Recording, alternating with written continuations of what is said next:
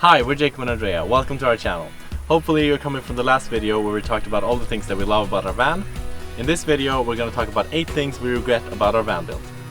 Starting with our shower.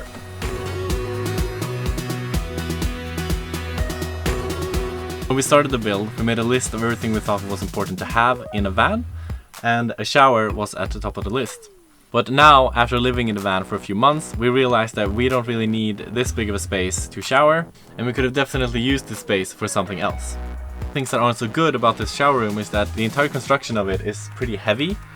Both the floor and the door weigh at least 20 kilos, if not more. There's also some risks to it because we don't know what's happening underneath, so we don't know if there's any leaks or anything around the corners. It also takes a lot of water to shower your whole body, and since we're living in such a small space with limited water, wasting water like that is not a good idea. So because of all the downsides to our shower, we've only used the shower once or twice in the last 2 months. So what we do instead is we shower our hair in the sink, and we can also take our kitchen faucet outside the small side window and give ourselves a small outdoor shower. We also use these to wash ourselves. We just put these in some water with some soap. Then we can use them to wash our entire bodies, and it saves a lot of water. Next thing on the list is the water heater. That's another thing that we thought was important to have in a van, but for us it really isn't. We've only used it a couple of times because it consumes a lot of power, so when we need hot water, we boil it instead. Another downside to it is that it takes up a lot of space underneath the sink that we could have used to something else. So the next thing we regret, which is a pretty big thing, is this elevator bed.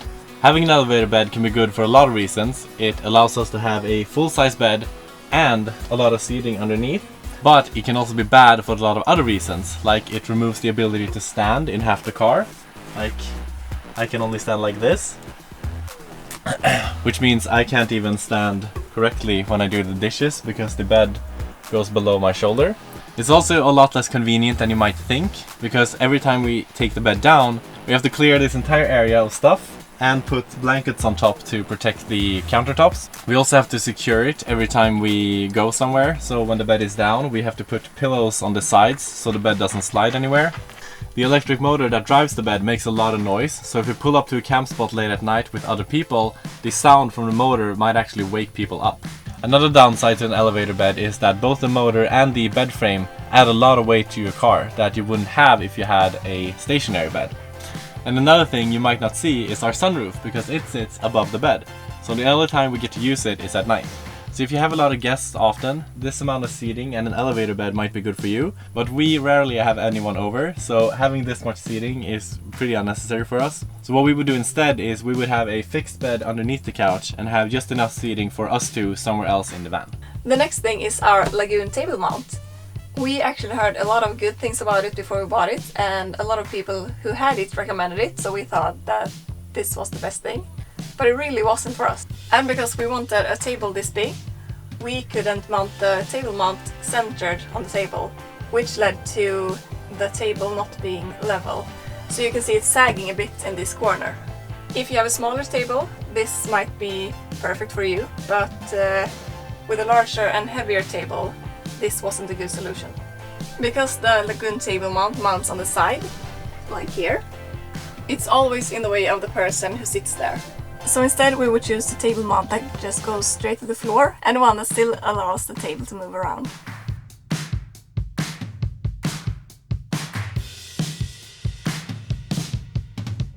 So next on the list is our ceiling lights. Now, we actually like the lights themselves, but we got the wrong temperature, and we didn't realize until we had actually installed a few. So these are really cold. So these emit a really cold light, which isn't cozy at all. It makes you feel like you're in a doctor's office or something like that. So we don't use them that much, only when we need like extra light. Otherwise we use candles, and we have some LED strips that we can put in any color we want. So what we would do instead is of course have a warmer, softer light coming from our ceiling lights. Number 6 on the list is also bed related, but it's not about the elevator bed. It's the fact that we can't use the bed and the couch at the same time. So most of the nights I want to go to sleep earlier, and I also wake up earlier.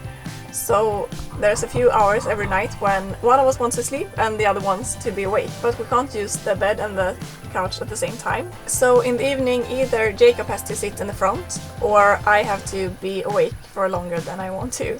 And in the morning either Jacob has to go up earlier than he wants to, or I have to go outside and do yoga or take a walk or something else. So instead we would have a fixed bed and a separate seating area. So number 7 on the list is a pretty big design flaw on our part. We put the toilet right in front of the door, and we like to take pretty pictures of our van, and having a toilet right when you open the door doesn't look that great on pictures. So yes, we have tinted windows on our door, but it doesn't feel that private when you're going to the bathroom right next to a window. Especially not at night, because at night you can see right into the van. And yes, we have a door that we can close, but sometimes we're lazy. The last thing on the list is the fact that we have fixed passenger seats. We would love to have swivel seats to open up the whole area more and give us some seating when one of us sleeps. Unfortunately, we can't install one now because we use the base of one of the seats to our DC leader and the other one for storage. So we need to be able to get to them easily.